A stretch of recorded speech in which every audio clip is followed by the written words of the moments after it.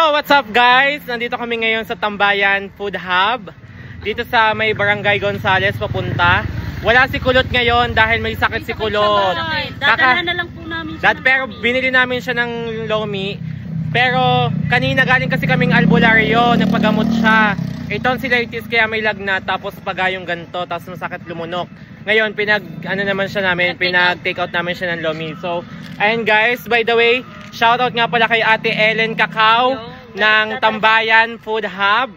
Dito, ayan guys, papakita ko sa inyo kung saan kami kumain. So ayan guys, nandito kami ngayon sa Tambayan. Ayan nga pala yung available nilang menu guys. Sa mga gustong magtambay dyan, ano pang gagawin nyo? Ayan. And by the way guys, shoutout nga pala sa kasama namin from Ibaan, Batangas. Dumayo pa talaga. Diba?